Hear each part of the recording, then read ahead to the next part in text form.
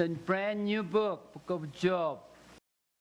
I titled it as a behind the scene for today's teaching because it gives us that things that we would never see. At a simple glance, many people would comment that what is this book of Job had to do with us 21st century people? I mean, is it even relevant to us? And they ask. But in the core of this 42 chapter book, I believe that there's a question that you and I both ask God at least once in our lifetime, such as, why God? Have you asked that? Or maybe you asked a different thing after the 9/11. Why good and loving God allowed this kind of horrible thing to happen to nice people? Have you asked that? I have. You see, pain and suffering are the ingredient of the story of faith. Faith in God. That is what the book of Job is all about. As we follow this man Job on his journey, we will see his faith in God severely tested. Severely. How severely? Strip off his precious children. All 10 children got killed in one morning. And he lost entire possession. I'm not talking about some reservoir like that. No. Everything was taken away from him. And he stood next to the fresh 10 graves on the windswept hill and wondering to God, why God? Something we can relate. No doubt you are asking God a few questions yourself. Perhaps you are experiencing the illness that changed the course of your life all of a sudden. Or maybe you lost somebody, a dearly loved family member, and you're wondering, why God? How about this? Your spouse deserted you and there's an enormous void in your life. And he's doing fine or she's doing fine. And you wonder, why God? Or, like many people nowadays, you've been working for this company for a long time. You dedicate your entire career. And instead of thank you and nice silver watch or platinum Rolex watch, they give you a pink slip. Now what? What do I do? I'm too old for the new career. And many people would relate this. Never-ending financial crisis. You think you are barely getting hands on your finance, all of a sudden your car breaks down and Trini says, sayonara. Now you're copying up minimum of $800 just for the training or up to $2,000, $3,000. Depends on your vehicles. I'm not going to guarantee you that at the end of this study you will have a complete answer. I don't dare to guarantee that. If you do, you should teach me and you should teach the rest of us. But we will be wise to submit to all-knowing, all-powerful, ever-loving God and His plan. As we live through this unfair life, have you ever heard that? Your mama told you life ain't fair? And I'm sure you said the exact same thing to your kid. As we live through this unfair life, we'll borrow insight and principles and wisdom from the book of Job. Maybe we'll borrow from the man himself. And continue to depend on our God's strength. In my opinion, the book of Job contains more practical theology than what we assume that it would have nothing but old story. So you guys ready to study this great book? So what is the theme of the book of Job? It is to illustrate God's sovereign permission of suffering. and godly man's unwavering faith in his.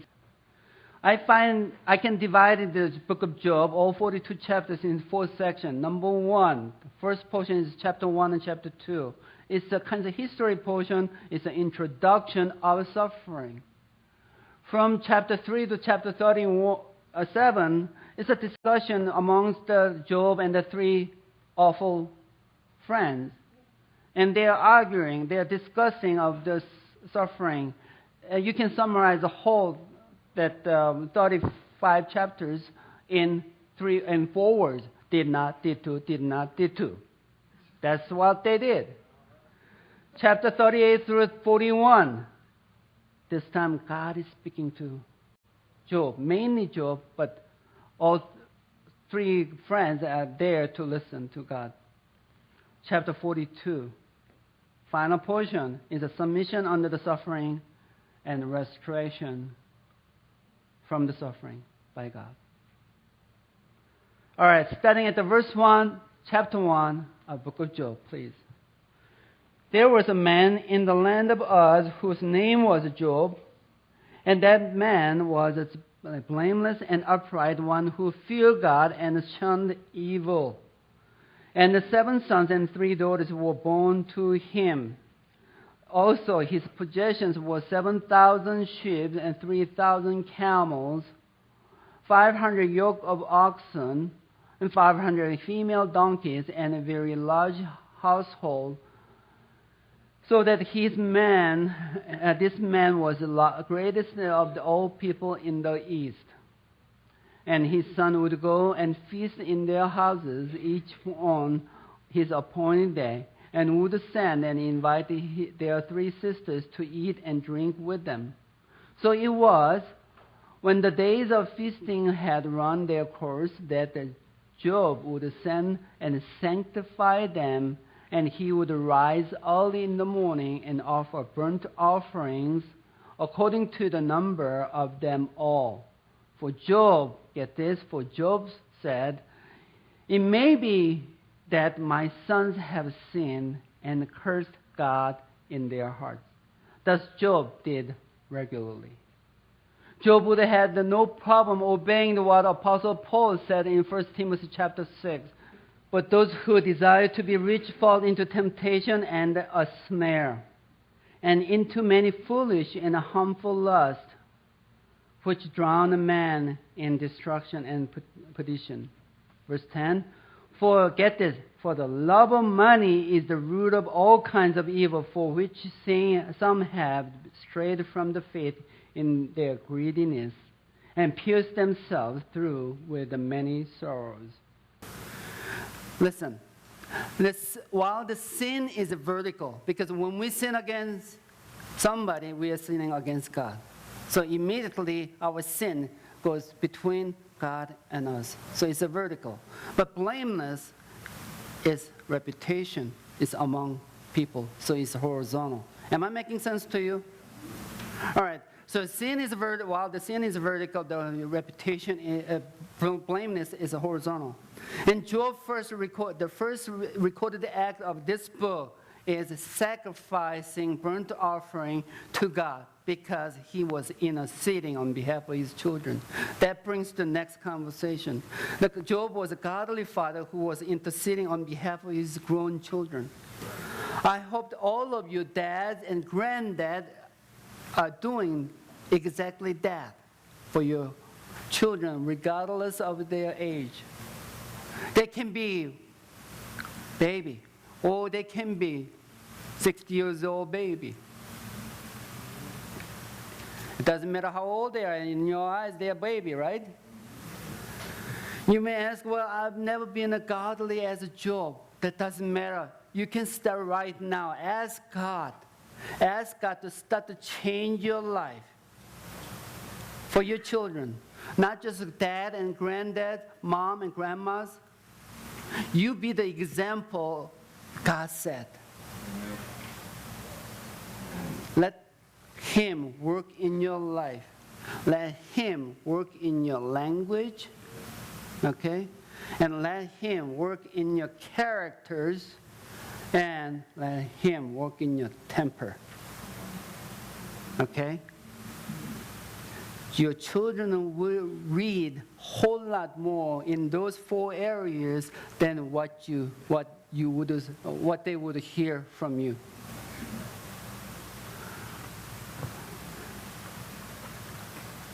Go to the verse 6, please. Now there was a day when the sons of God came to present themselves before the Lord. And Satan also came among them. And the Lord said to Satan, "From where do you come?" So Satan answered the Lord and said, "From going to and fro on the earth, and from walking back and forth on it." And the Lord said to Satan, "Have you considered my servant Job? That there is none like him on the earth, blameless and upright, one who fears God and shuns evil." So Satan answered the Lord and said, "Does Job fear God for nothing? Have you not made a hedge around him, around the household, and around all that he has on every side? You have blessed the work of his hand, and his possessions have increased in the land.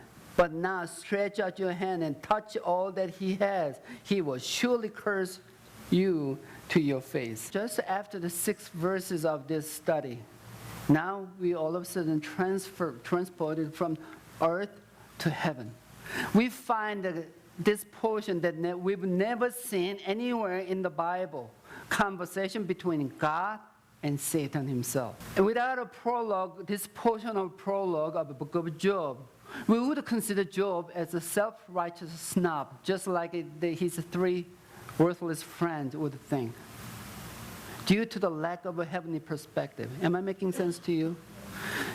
For us to think right so we can see everything from the God's point of view, God is giving us a kinds of glance into heaven. Among the ranks of heavenly angels, Satan was there before the Lord in the presence of God. Now the terms of the sons of God in the Old Testament is pointing to describing the angelic beings. Let's stop here for a moment, and we need to make this very clear. Listen, Satan is not equal with God. He is not a rival in any form of shape.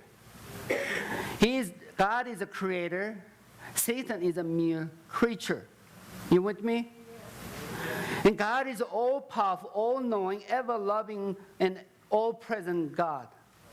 But Satan is a very strong spiritual being who was a former archangel.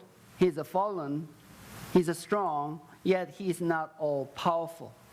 He's smart. He's a very sly, yet he's not all-knowing. And he cannot be everywhere. How does he cause all this trouble around the world? He has ranks and files of his cohort known as the demons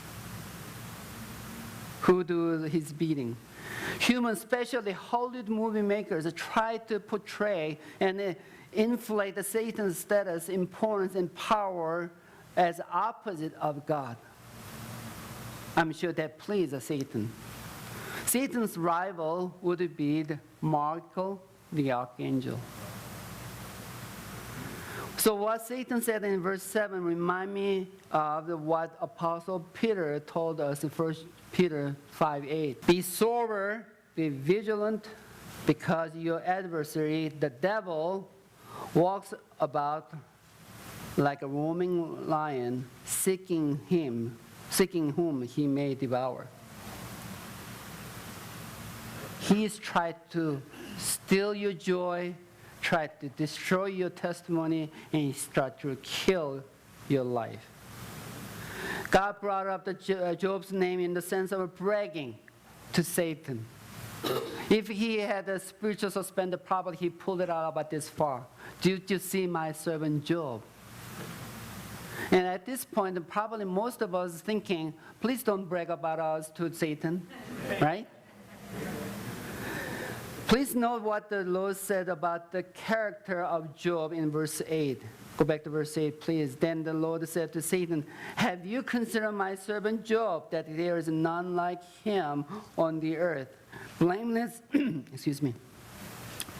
upright, one who fear God and shun evil. Folks, one of the many false doctrines by the faith movement Bible teachers is that Job was not righteous and he brought all this disaster upon himself. You know, from what I read, according to what God says, he is upright and blameless. This Bible teaches insisting that on the same argument about the three ungodly friends of Job, whom the Lord declared that they are wrong at the end of the book. In reply to the Lord, Satan did what he does best. Do you know what he does best? False accusation, exactly. Keep your finger there again in the Job and go to the last book, Revelation chapter 12, verse 10. Then I heard a loud voice saying in heaven, now salvation and strength and the kingdom of our God and the power of his Christ have come. Get this, guys, for the accuser of our brethren who accused them before God day and night has been cast down. This Satan. Satan in Hebrew word is accuser of brethren. Satan reveals his essential cynicism here. Essential cynicism. When Satan accused Job falsely, he was accusing God. And you may wonder why. What are you talking about? Because he implied that the Lord has bribed Job into obedience. Satan thought that the adversary could make Job move from his faith in God to cursing his name and desert him. I've seen many Christians who follow God when they face the adversity and they say, okay, I'm done with this God thing. And they walk away. And they never learn. They will never get to be a mature Christian because they too easily give up. Go to verse 12, please. And the Lord said to Satan, behold, all that he has in your power, only do not lay hands on his person. So Satan went out from the presence of the Lord. I'm sure he was gleeing. The attack is on God through Job. The only way the accuser to be proven false is through Job. So, battleground is the soul of Job. God against Satan. So Satan was given a limited but gradually increasing access to Job. First, start with his 10 children's lives and all of his possession. And later we find out, including his health. Satan can go against God's people only within God's permission. Get this, guys. He cannot hurt you when God says, stay out of that limit. And God uses it for their good and for his glory. If you're afflicted, if you're going through adversity, don't think that God has no idea what you're going through. He knows exactly what you're going through. And the reason? I don't know. But he knows. That's where the true faith, true trust comes in. The revelation of a heavenly sin behind the earth's sin help us understand the later comment in the book of James. Go to James chapter 5, verse 11. Indeed, we count them blessed who, what? Endure.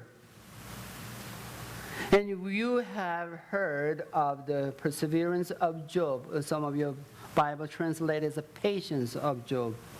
And seen the end intended by the Lord, that the Lord is very compassionate and merciful. If you're not familiar with the Bible and you're reading this portion for the first time, the whole story sounds like a fiction. That reminds me of what Lord George Gordon Byron said, also known as Lord Byron. He's a famous British poet and politician of the 19th century. He said this: "Truth is always strange and stranger than fiction." Folks, we have a great book to study. I have 3 principles instead of applications. 3 principles. Principle number 1. We cannot see our enemy Satan, but he is very real, has one purpose against us, destroying our testimony of Jesus Christ. Follow me? Yes? Okay. Second principle. We don't want trials, but our God permits them in His ultimate wisdom for our own good.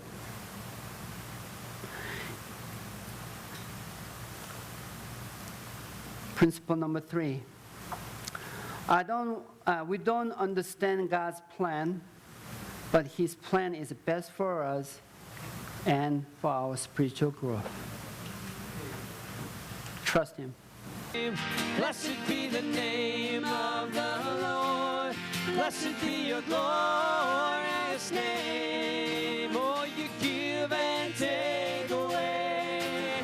You give and take away. My heart will choose to say, Lord, bless